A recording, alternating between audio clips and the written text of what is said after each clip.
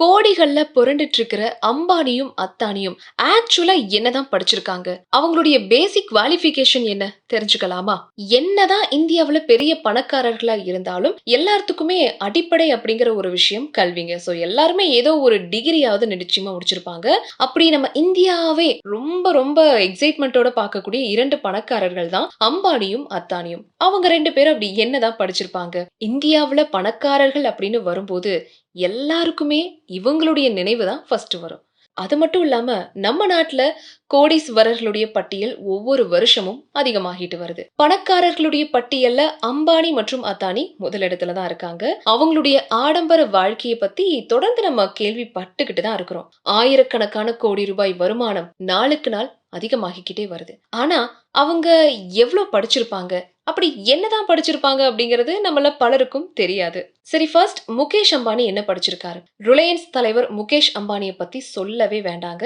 அவர் ஏசியாவின் மிகப்பெரிய பணக்காரர். புகழ்பெற்ற தொழிலதிபர் திருபாய் அம்பானியுடைய 2 மகன்கள்ல ஒருவரான முகேஷ் அம்பானி, அவருடைய மறைவுக்கு அப்புறமா ரிலையன்ஸ் இண்டஸ்ட்ரீஸ கைப்பற்றி அந்த நிறுவனத்த புதிய உயரத்துக்கே கூட்டிட்டு போனாரு. அவரு ஆரம்பத்துல ஒரு கெமிக்கல் இன்ஜினியர் மட்டும்தான். மும்பைல இருக்கிற செயின்ட் சேவியர் கல்லூரியில வேதியியல் பொறியியல்ல பட்டம் பெற்றிருக்காரு. அதுக்கப்புறமா அமெரிக்காவின் ஸ்டான்போர்ட் பல்கலைக்கழகத்துல MBA சேர்ந்தாரு. ஆனா அந்த படிப்பை முடிக்காமலேயே அவர் இந்தியாவுக்கு வந்திருக்காருங்க.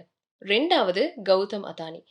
குஜராத்தின் அகமதாபாத்ல பிறந்த அத்தானி ஒரு நடுத்தர வர்க்க ஜெயின் குடும்பத்துல தான் வளர்ந்தாரு. அம்பானிக்கு அப்புறமா நம்ம நாட்டின் 2வது பணக்காரர் தான் அத்தானி. அவரு அகமதாபாத்ல இருக்கிற ஷேத் சியன் வித்யாலயா பள்ளியில தன்னுடைய பள்ளி படிப்பை ஆரம்பிச்சாரு. பின்னாடி குஜராத் யூனிவர்சிட்டியில சேர்க்கை பெற்று வணிகத்துல இளங்கலை பட்டம் பெற ஆரம்பிச்சாரு.